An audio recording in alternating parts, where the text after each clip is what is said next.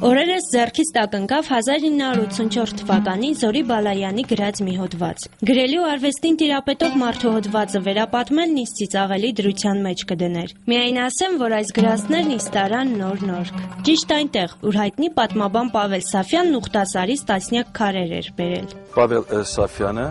գնահատել էր այս ժայռաբեկորները եւ ժայռապատկերները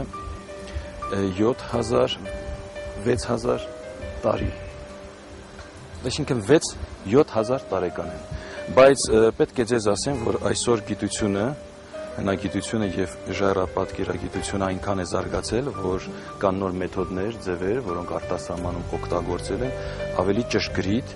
ժամանակի հատվածում հնարավոր է ուսումնասիրություններ եւ մեկնաբանություններ անել։ Ինչ մի պատմելու նյութ է որ, քար է էլի, որոնցով լեցուն է Հայաստանը։ Կասեք շատերդ։ Եվ իսկապես էլ Հայաստանում այնքան շատ են արժեքավոր քարերը, որ մոռացել ենք դրանք գնահատել ու հասկանալ, որ դա էլ է հարստություն ու ոչ պակաս, քան ոսկին, գազը կամ նավթը։ Պավել Սաֆյանը Ուխտասար լեռան վրա այն քարերը, ժայռապատկերները, որոնք վտանգված էին եւ կործանվում էին, հավաքեց, բերեց եւ տեղադրեց այս այգու մեջ։ Նրա երազանքն է եւ ծրագիրն էր ստեղծել մի թանգարան բաց երկնքի տակ։ Այս սրբությունը մեզ համար հասել է որպես ժառանգություն եւ մենք օգտագործում ենք որպես քար։ Գևորգ Էմինը հայկական քարը համեմատում էր գրատախտակի հետ։ Նա գրում էր. Հայաստանում շատ տարբեր քարեր կան, բայց այստեղ համարյա չես գտնի քարեր, որոնք անգրագետ են։ Դուք կարող եք այստեղ տեսնել մի քանի պատկերներ։ Խնդրեմ, այս պատկերը, այս կենդանու, տեսեք ոտքերը, պոչը, գլուխը, այս հատվածը ուշադրություն դարձրեք այս հատվածը, որը լավ է պահպանվել, կան պատկերներ, որտեղ ընդհանրապես գրեթե ոչ մասնագետի աչքով գրեթե անհնարին է ճանաչելը։ Պարոն Վահանյանի հետ շրջեցի ամբողջ այգում։ Ամենաանկանխատեսելի տեղում էլ մի մշակութային արժիքի էի բախվում։ Կարծես տեսնելով մնացածներին ջարդված վիճակում, որոշներն էլ թաքնվել էին։ Հպարտության եւ ամոթի զգացումներն այս այգում միախառնվում են։ Չնայած ես այստեղ ապրում եմ շուրջ 12 տարի այս թաղամասում, բայց հաճախ եմ եղել այստեղ դեռ վաղուց։ Այս այգին այդ նպատակը ուներ, այստեղ հավաքված էին մեր 4-5-րդ դարից եկած այն քարե նմուշները, որոնք արտահայտում էին մեր հայերի այն դարերին ապրած կյանքը։ Բայց այս վերջի տարիներին իհարկե ես պետք է ցավով ասեմ, որ որոշ մարդկանց կողմից ոտնձգություն է այս տարածքի հանդեպ։ Մենք արդեն 2-3 անգամ սաստել ենք այդ ոտնձգությունը։ Ձախ կողմում հիմա չի երևում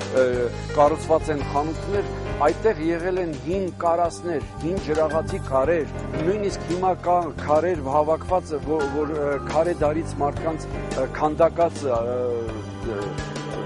ժառաբեկորներ կան, որոնք հիմա ծածկված են այդ խանութների հետևում։ Պարոն Վահանյանը շատ հանգիստ էր պատմում իր սիրելի այգու խնդիրների մասին։ Նա չի բողոքում, այլ բացատրում է եւ փորձում ուշադրություն հրավիրել։ Նա անձամբ մտածել է ինչ կերպ կարելի է լուծել այս խնդիրը։ Ես կարծում եմ 4 ուղղություն կարող ենք մենք դիտարկել։ Առաջինը՝ վերականգնել այս այգի։ Երկրորդը՝ Մաքուր Երևան ծրագիրը, որի վերաբերյալ քաղաքի իշխանությունները եւ կառավարությունը իրականացնում է։ Հաջորդ ծրագիրը, որը կարող ենք իրականացնել, այն է, որ ամեն մի քարը իր պատմության հետ միասին ներկայացնի մեր ժառանգությունը եւ ուսումնական այս այգին կդառնա ուսումնական մեծ կենտրոն։ Յուրաքանչյուր աշակերտ, ուսուցչի հետ, դպրոցականները, ուսանողները, պատմաբանները կգան այստեղ, կնայեն, ուսումնասիրեն, կհանգստանան։ Այսինքն մարդիկ գալիս են, հանգստանում են, դիտարկում են, շփվում են, հզորանում են եւ հանգստանում են։ Տուրիզմի, այսինքն տուրիզմի ծրագրի շատ կարևոր մի բաղադրիչ մասը կարող է լինի։ Զբոսանքի ընթացքում անհանգստացող քաղաքացին ցույց էր տալիս այգու տարածքին խիստ մոտ գտնվող խոշոր ընկերությունների շենքերը եւ մատնանշում, որ մշակութային այս արժեքների պահպանման հարցում նրանք իրենց լուման ներդնելու դեպքում միայն կշահեն։ Հարևանությամբ գտնվող շենքերի բնակիչներն այս հարցում ունեն իրենց լուման։ Նույնիսկ անհարմար է ասել ինքս ինձ բան չեմ անում, մի անգամ ես իմ կնոջ հետ միասին մեշոկ ենք վերցրել եւ այս աղբը 2 անգամ այստեղից հավաքել ենք։ Մարդիկ անցնում դառնում էին եւ ասում էին ինչ է նոր աշխատանքի տեղ եք փնտրել, բայց ոչ, Ես մանկավարժական համալսարանի դոցենտ եմ։ Չնայած ինձ համար դա դժվար բան չէ։ Սա մերն է։ Մենք պիտի պահենք մեր քաղաքը, մենք պիտի պահենք մեր պատմությունը, մեր քարերը այդ դարերից եկած։ Բնակիչների համար սա մի տեղ է, որ հեշտությամբ կարելի է բացատրել երեխային, ինչու պետք է պարտ լինի, որ ինքը հայ է։ Այս տարածքում է թորնիկս մեծացել ծնված օրվանից։ Սա հրաշք այգի է։ Ամեն մի քարը ադամանդ է։ Եթե որևէ մի քար մենք